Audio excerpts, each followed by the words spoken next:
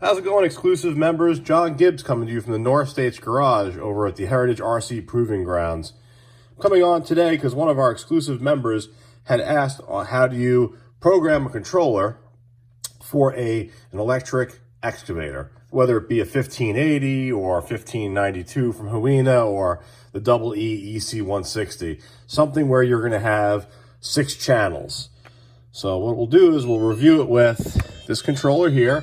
First thing that I like to do is when I'm starting off with this, first thing that I like to do is find out what stick mode I'm on. I personally prefer stick mode M3. So that will indicate that channel 1 will be your turntable, right? Because that's the way the controls usually work. Channel 2 is your stick, okay? Channel 4 will be your bucket, and channel 3 will be your boom. And that's if, of course, you're going to set it up the standard way. There are 2 different ways to set up excavators. This is the standard way that I do it.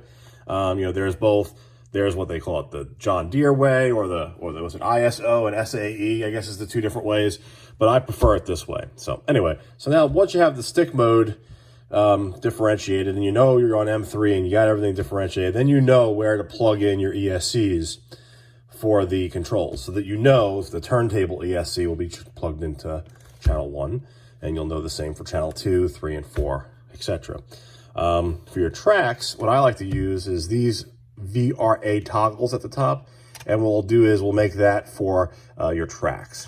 So that will you have your 4 main channels here, and then you have 5 and 6 up here. So that's why I said you have your 6 basic channels.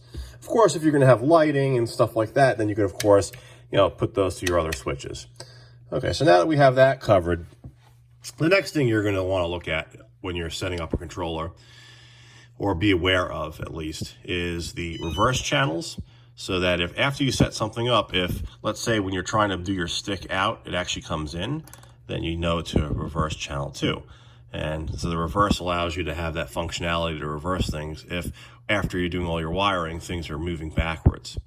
Also, like I said, you want to set these here to your tracks.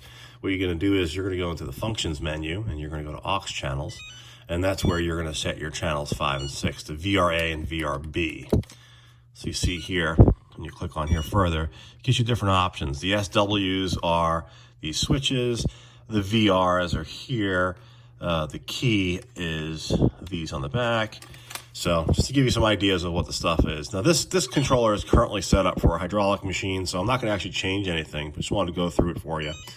Also, the other thing to look at is keeping your eyes on your endpoints. So if there's a function, so when you're operating the machine, let's say when you're opening and closing the bucket, for some reason the bucket seems to open real fast but closes real slow, you can adjust the throw and the return using the endpoints.